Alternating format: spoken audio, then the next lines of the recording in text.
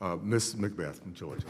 Thank you, Mr. Chairman. I want to say to each of you that are our guests today, thank you so much for your testimony. I have read your testimonies. I don't have any questions for you today, but I just want to make it abundantly clear to the American people that today's hearing is an attempt to distract the American people from Republican plans to cut and gut Medicaid, nutrition benefits for hungry children, and student aid grants for working families across the country. At a time when Americans are struggling to pay for basics like groceries, Republicans are forcing them to pay more for everything from health care to child care and everything in between. Last Friday, mismanagement by congressional Republicans and President Trump resulted in a decrease in America's credit rating, pushing mortgages and the American dream even further out of reach for millions of Americans and for their families. Time and time again, Republicans in Congress make things more expensive and life more difficult for people in this country, and then they try to distract with issues that have no real impact on their quality of life. I encourage Americans to ask themselves why House Republicans are consistently meeting in the middle of the night to debate their agenda while they waste this committee's and the American taxpayers' important time. The answer is really simple. House Republicans know that Americans don't want to lose their health care insurance or be forced into debt, but they don't want to talk about it, at least not when most Americans are awake and paying attention. This is wrong.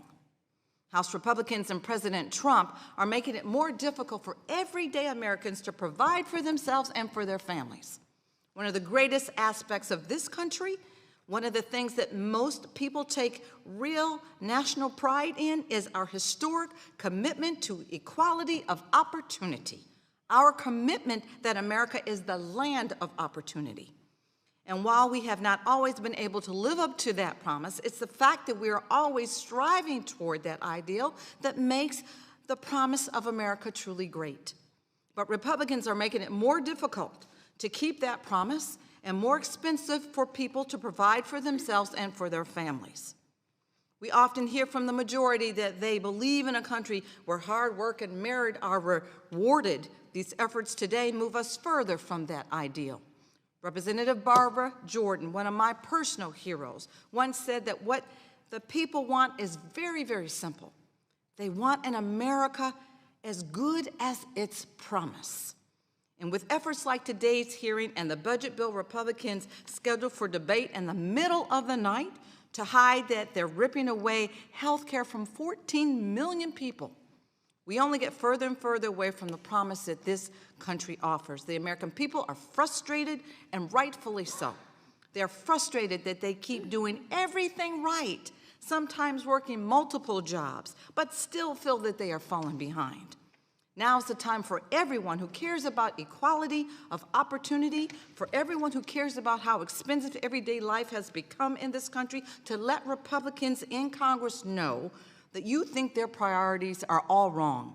We need just four members of the majority to stand up against these dangerous cuts that will put lives in this country at risk.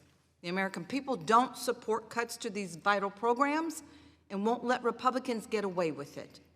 I urge everyone that is in this room today and everyone that is watching on C-SPAN and across the nation, don't be deceived. Don't be deceived by what is happening here today. The Democrats will continue to stand and fight for equity and equality for everyone in this country. Everyone deserves to have access to a wonderful, quality education. And on our watch, the Democrats will not stand by and let this happen. And I yield back. Thank you. Now I'd like to recognize the chairman of the full committee, a good friend from Michigan, Ms. Walbrook.